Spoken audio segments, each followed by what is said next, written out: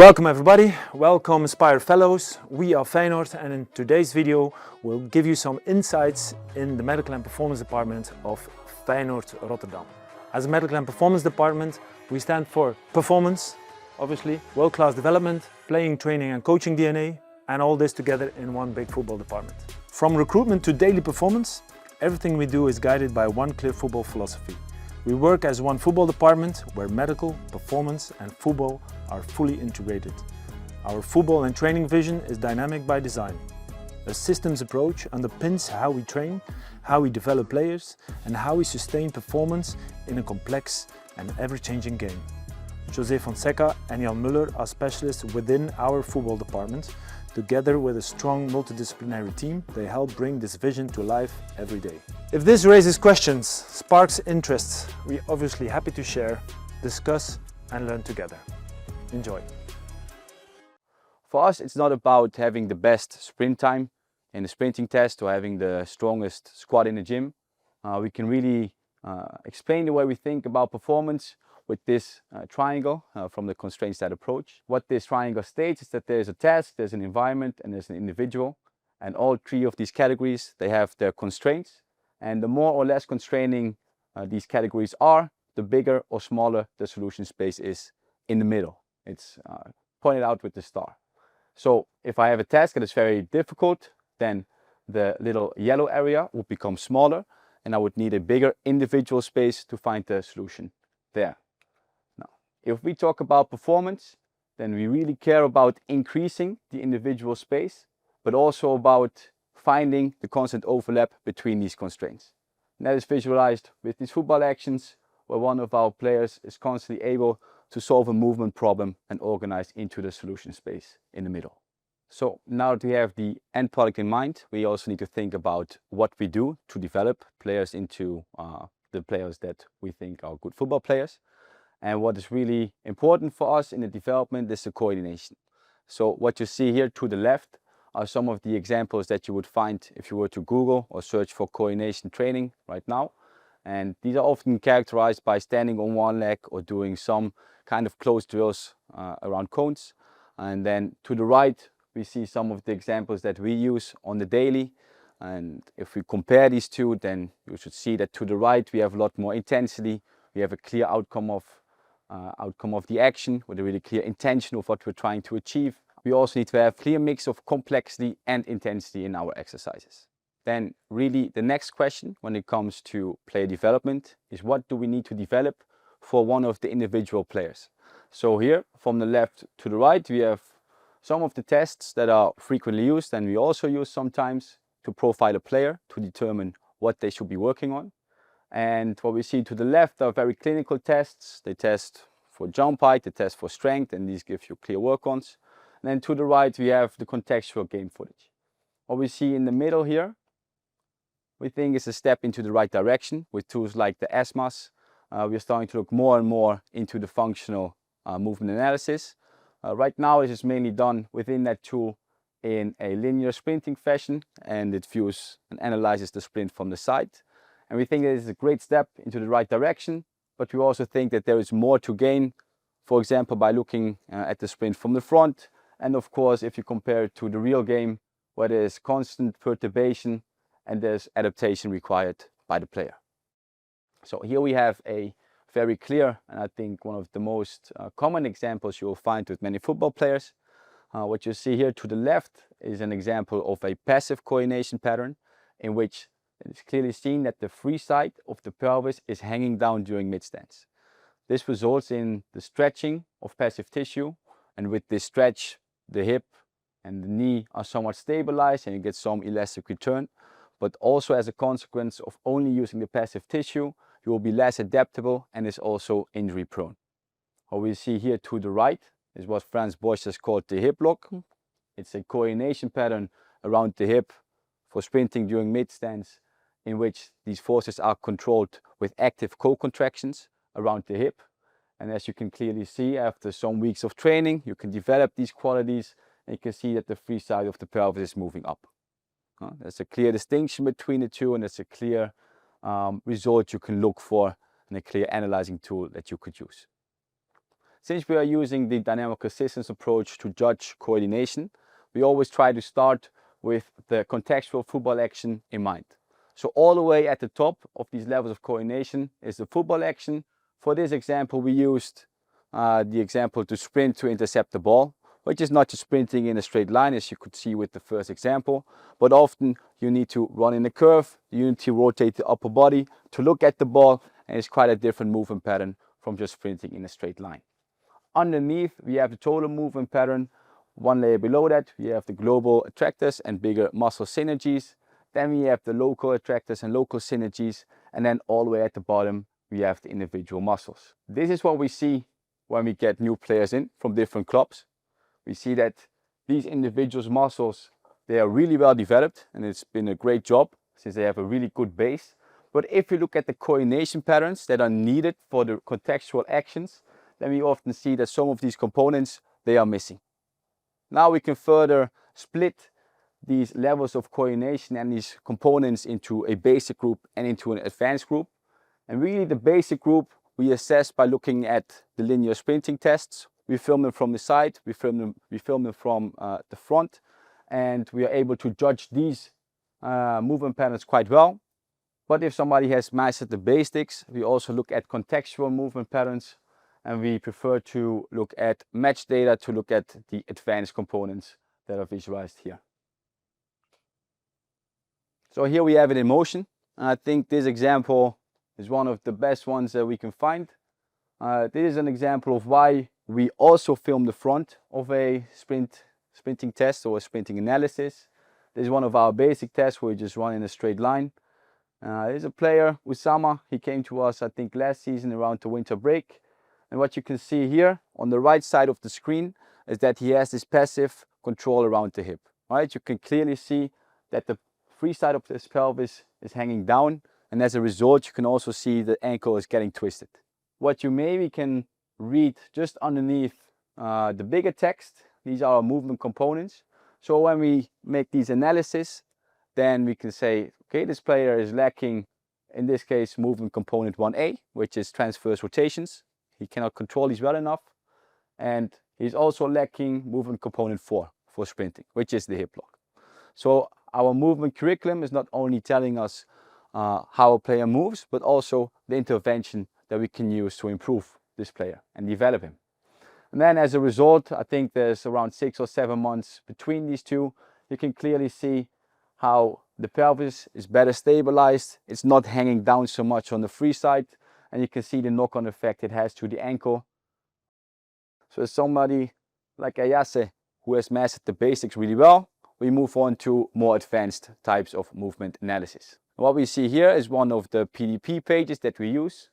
If we do these individual development plans, especially based on contextual movement analysis, then we want to have an indication how much time we need to develop something.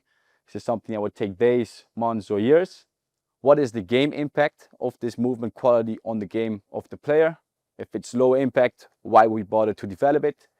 And also, what is the maintenance of how the quality maintains itself once we have developed it? So if something is very high maintenance, it is all the way to the left, which means that we need to work on this daily. But if it's all the way to the right, then basically once you've learned it, you don't really need to spend too much time on it anymore. So here is a clear example of why running in a straight line is different from running with the upper body rotated. As you can see during this through ball, it's hard for him to develop speed, and you can see the banana shapes in the first and in this step also. And this is really clear for the impact it has on the game, because he misses the game by a few centimeters. So what if he would be able to rotate and sprint in a straight line and build a bit more speed? That could have been a game-changing opportunity for us. So this will be a very specific target to move the upper body into one direction while keeping the pelvis orientated in another direction. As you can see, he does this work individually around sessions in a bunch of different forms, a bunch of different exercises. And to us as a department, and to me personally, I think this is one of the most satisfying moments in our jobs, when you really practice something with a player and then you can see him utilize these skills in defining match moments. As you can see here, there are no banana shapes. His upper body is really upright. He's able to sprint into one direction while his upper body rotates into another one. Now, common question for us, do we only train coordination? No, we do not. We also look at visual capacity and mobility and all the standard stuff. So how do we structure these type of exercises and this way of coordination training into our daily practice? We always have a general part and a specific part in player development. And the general part is really the components that we think are the most important ones when it comes to playing our style of the football game. So we pack these components into into the general gym sessions that everybody takes a part in. But we also have a specific part of the player program, which is basically the part that you saw Ayase just before. What you see here to the right on these 3 videos is that even in the general part of the program, we try to individualize. Because if you play double match fixtures and if you have starters and you have subs and you have different levels of players who maybe have been in there for 3 years and you have starting players who maybe just came into the club, you will find different levels and you need to factor into that. So what you see here at the top is a very basic level of that exercise. We chose for this exercise because he was quite fatigued, but we still need to work on it a little bit. Then underneath is a little bit more challenging, but we took out the impact of the exercise, but still we train the hip and the ankle to coordinate together. And then here on the bottom right, we can really see the impact players, the guys who maybe did not play so much, so they're able to do the exercises with a bit more impact since they are fresher. This is a point we really want to emphasize when it comes to coordination training, because from what we see, this is one of the most common mistakes when it comes to coordination-based training. What you see at the top in the triangle, again, it's the constraints approach. What you see in there is that there's a really big overlap in the solution space, right? There's a really big red area. If you were to translate this to traditional strength training, this would be the equivalent of training a squat with 40 kilos for a player that is able to do 160 kilos, right? So if we train coordination, it's really about motor learning. We train for high intensity sporting actions. And to do that effectively, we need to have intensity and we need to have complexity. And by moving these factors around that are listed underneath there, we can always adjust the exercise to be really challenging to the level of the player. And if you do this right, then you will find a solution space that's a little bit smaller. It is quite challenging to get there, but it's also rewarding. And as a rule of thumb, you would want a player to be able to complete around 7 out of 10 reps effectively. That will be the golden zone for motor learning in coordination. So of course, if we talk about coordination training, we cannot only talk about the gym. The closer you are to the actual football action, the better your transfer of training will be between the exercise and the football action you're trying to improve. And of course, running on the pitch is a lot closer to your football action than lifting weights in the gym. What we see here is an example of how we try to individualize even in our movement skill sessions. Again, it's the same session, but what you see here to the left are the players that are a little bit more on the basic side, right? They haven't mastered the basics yet fully, so they are getting a easier form of the running drill. And what you see here to the right is that the players that have mastered the basics, we want to push them towards the advanced group, and they need to do the same running exercise, but now they need to bring the hand behind the head and they need to rotate the upper body while still maintaining the form.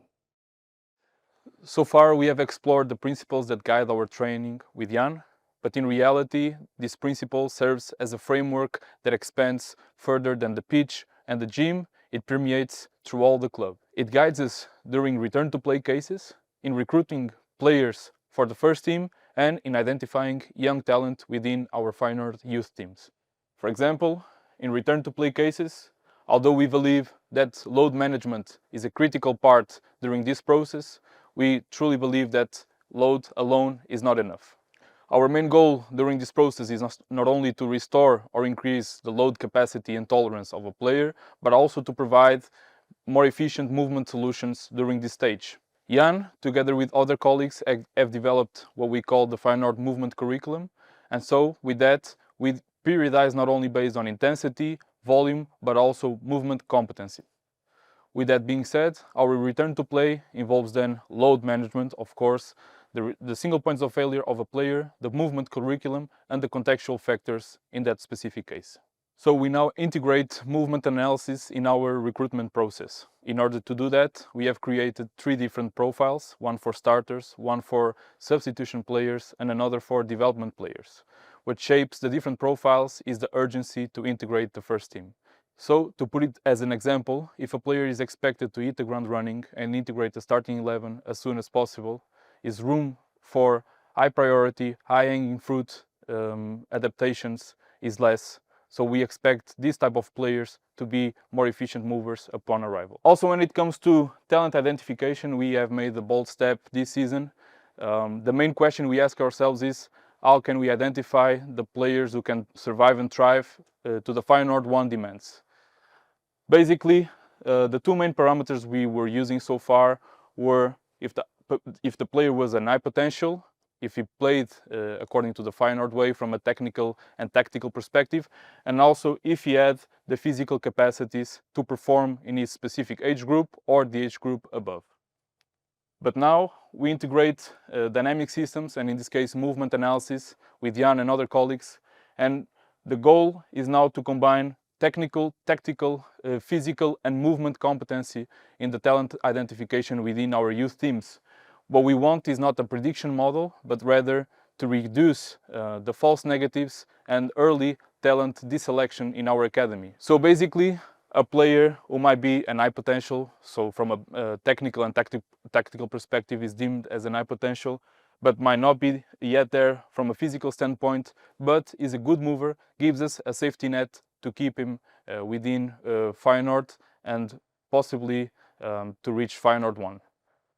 So to wrap it up, although we consider performance multifactorial, embedded in the biopsychosocial components, by combining movement competency in this triangle, we aligned recruitment, the way we train and development within Feyenoord. And this is how our department contributes to world-class player development at Feyenoord. Thank you all.